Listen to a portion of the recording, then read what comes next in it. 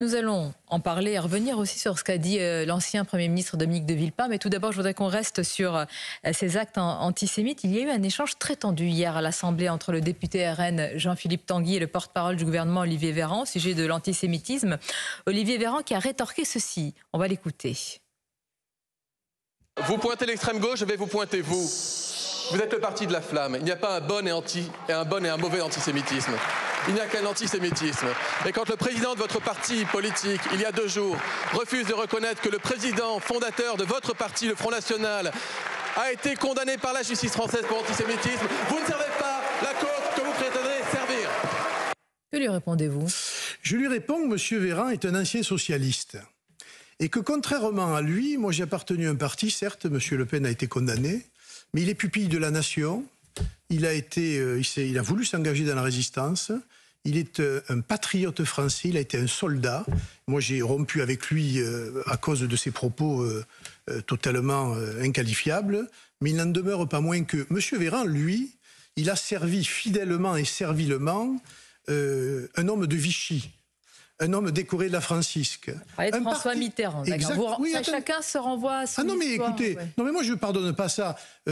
Parti socialiste financé par René Bousquet, celui qui a fait la déportation du Veldiv, etc., etc. Donc on n'a pas de leçon à recevoir. Voilà, on n'a pas de leçon à recevoir. Le Rassemblement national n'est pas un parti antisémite. Il combat aujourd'hui l'antisémitisme et notamment celui qui est le plus important, l'islamisme.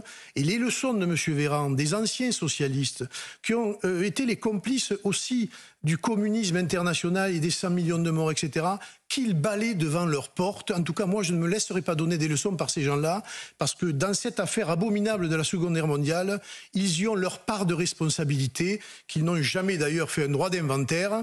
Eh bien, écoutez, moi, je le fais pour eux. Je note que vous dites, le Rassemblement national, en faisant la distinction avec le FN, vous connaissez bien. Oui. Il faut le dire, vous êtes un proche aussi de la galaxie Marine Le Pen. Vous connaissez cette histoire personnelle et la rupture elle-même avec son père. Elle l'a dit avec des mots feutrés ce matin sur notre antenne. Est-ce que cette rupture date justement de tels propos? Mais elle date de bien avant, mais c'est sûr que la multiplication des propos de Jean-Marie Le Pen ont précipité la chose. Mais moi j'ai connu, quand j'ai adhéré à cette formation politique, on était entouré aussi de beaucoup de résistants, ce que je n'entends pas sur les antennes.